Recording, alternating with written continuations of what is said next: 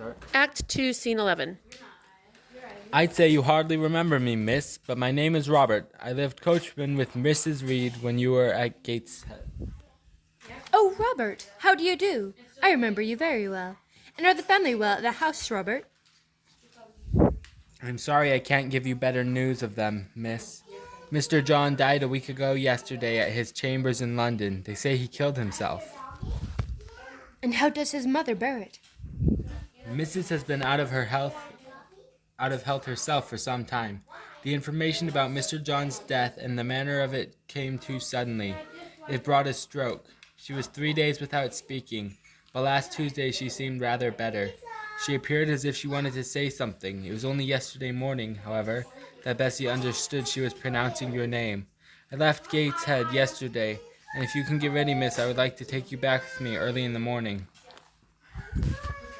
Yes, Robert, I shall be ready. But I suppose you shall have to ask leave?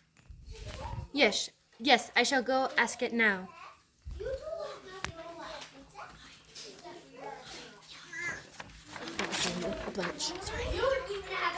Does that person want you? I'll come to you later, in the billiards room. Well, Jane? If you please, sir, I want leave of absence for a week or two. What to do? Where to go? To see Mrs. Reed, a sick lady who has sent for me. How do you know her? Mr. Reed was my uncle. The deuce he was. You always said before that you had no relations. None that would own me, sir. Mr. Reed is dead, and his widow cast me off. How long will you stay? As short a time as possible. And who goes with you? You don't travel 100 miles alone. No, sir, she sent her coachman. When do you wish to go? As early as possible tomorrow morning, sir. Mr. Rochester, I may as well mention another matter of business to you while I have the opportunity. You have as good as informed me, sir, that you are going to be shortly married. Yes, what then? In that case, sir, Adela ought to go to school. I am sure you will perceive the necessity of it. To get her out of my bride's way, who might otherwise walk over her. There's sense in that suggestion. And you? I must seek another situation elsewhere. Shall advertise.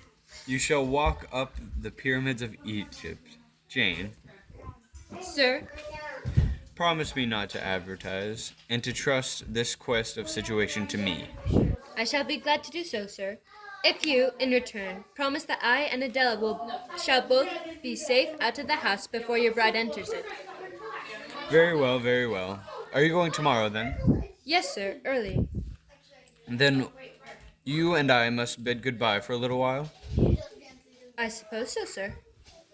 And how do people perform that ceremony of parting, Jane? They say farewell, or any other form they prefer. Then say it. Farewell, Mr. Rochester, for the present. Farewell, Miss Eyre, for the present. Mrs. is awake. I've told her you are here. Go and see if she will know you. Is this Jane Eyre? Yes, Aunt Reed. How are you, dear aunt? Oh, of course. Sit up. Don't annoy me by holding on to me so. Are you Jane Eyre? I am Jane Eyre. I have had more trouble with that child than anyone would believe. A fever broke out at Lowood, and many pupils died.